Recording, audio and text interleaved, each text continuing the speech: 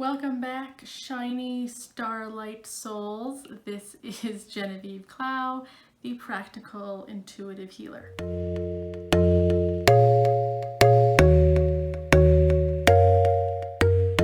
So today's video is another Ask a Psychic video. So when I do these Friday videos, they're probably going to be questions, common questions I get from people about what it's like to be a psychic, or about developing their own intuition and their own psychicness. And today our video is about that very topic. So a common question I get is, how do I know if I'm having an intuitive thought, if I'm having a psychic moment, a psychic thought, or how do I know if it's that or me just being crazy? First of all, there is obviously so much information and stereotypes and misconceptions out there about what it is to be a psychic and what it is to be clairvoyant, what it is to be intuitive, and everyone has an opinion, especially skeptics and critics. They all have opinions, and we all envision like the Miss Cleo in the infomercial, the 800 number that you call to get your fortune told. And my kind of intuitive healing, my kind of psychicness is a little more grounded than that. My kind of intuitive healing is more about tapping into that sixth sense that we all have and using it to get more information about ourselves and about the world.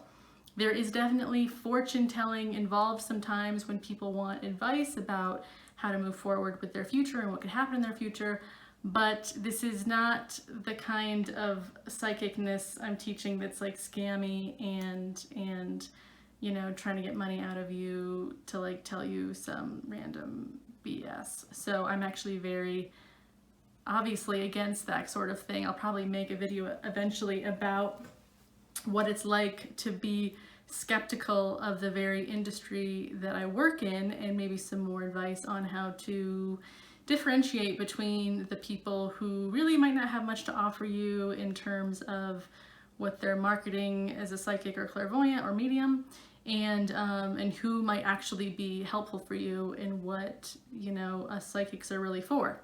But I also have another video called What a Psychic Can and Can't Do for You that you can go watch. If I can figure it out, I might try to link it somewhere around here. You can go watch if you would like some more information about what a real psychic and intuitive can do for you and the kind of information you can get from them. So our video today is for you who do not know if you're psychic yet. You do not know how your intuition works. You know you probably have an intuition because, spoiler alert, like I've said, we all have an intuition, and we're all, as humans from little babies, using our intuitive sense. But some, as they get older, rely on it more heavily to get information than others. Some don't even feel like they need it so much as they get older, and they use their other five senses more. Everyone's different. And then there are some people who are like me, or like some other people who really purposely try to cultivate that sixth sense, that intuition, to be more helpful to people in terms of getting information in an intuitive sense. So how do you know if you are having an intuitive thought or a psychic thought? And what is the difference between an intuitive thought and just some random ego-driven stuff that your mind thinks? It's actually pretty easy to tell the difference. At least I think so, but you know, I've been doing this a while. So the biggest difference between an intuitive thought and just like a regular thought is intuitive thoughts come totally out of nowhere and as a surprise, and they usually have absolutely nothing to do with what you were just thinking about.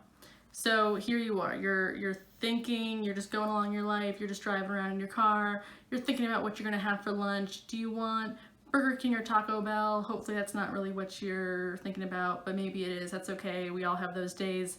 And all of a sudden, your thought process about what you're gonna eat at Burger King for lunch gets interrupted by, I need to call my mom. All of a sudden, just out of nowhere, there's just this thought. It's like, I need to call my mom. That would be an intuitive thought. Intuitive thoughts tend to interrupt your stream of consciousness. So here's an example of what is not an intuitive thought.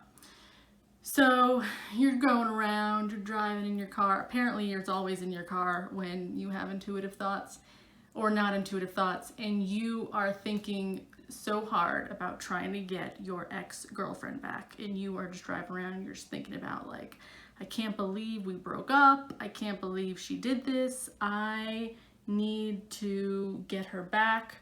And then from that, you suddenly have an idea spring up about how you could get her back. You think, oh my gosh, what I should do is I should buy her like the biggest teddy bear she's ever seen. And that just kind of comes to you while you're thinking about how much you need her back. That, I would say, is not an intuitive thought. That's a creative idea that your brain, that is working so hard to figure out a problem that it has identified, it's a solution that your brain has come up with, a perceived solution that is actually probably not a solution, honestly.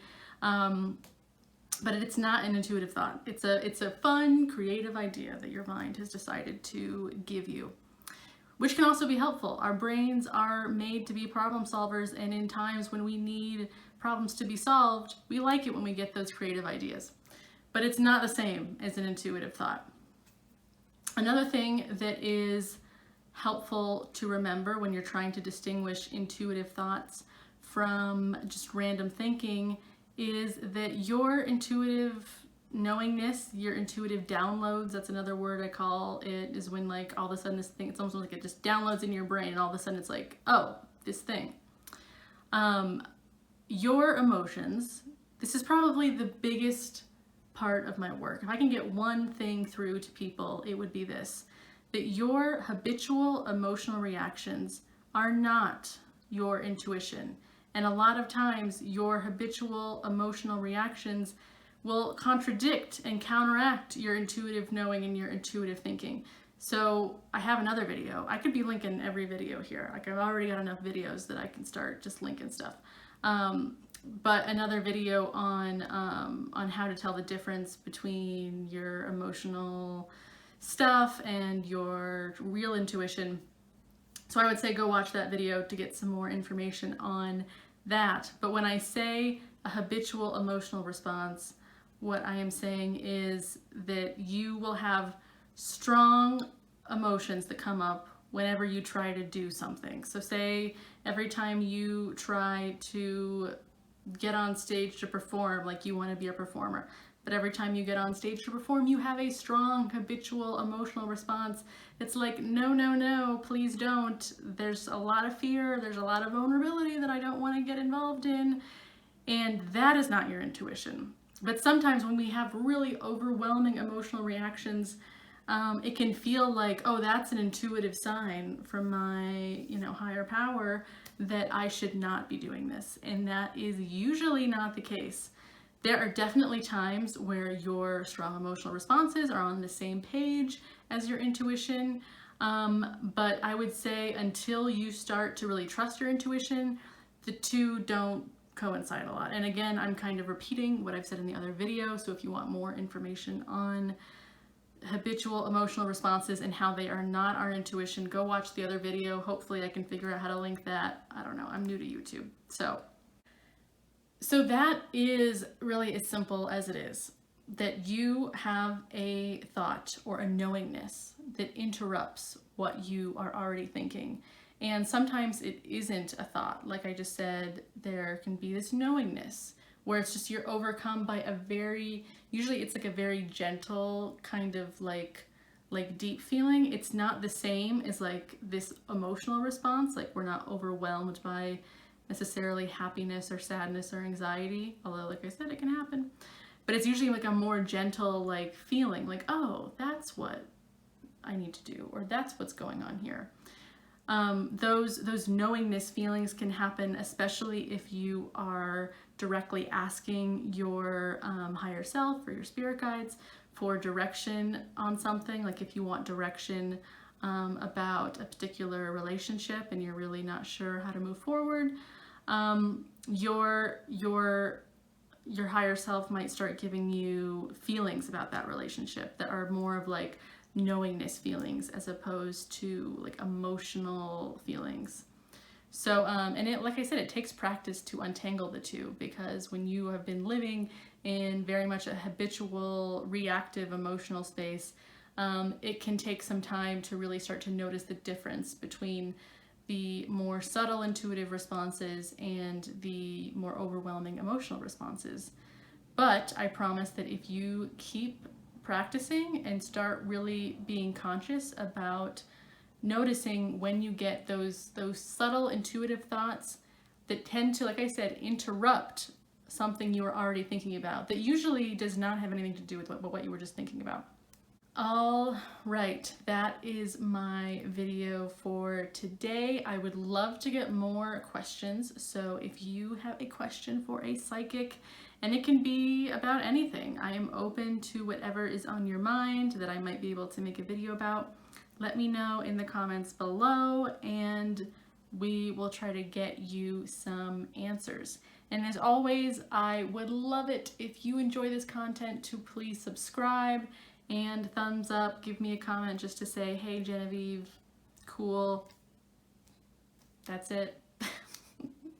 All right, thank you so much, and I will see you in my next video.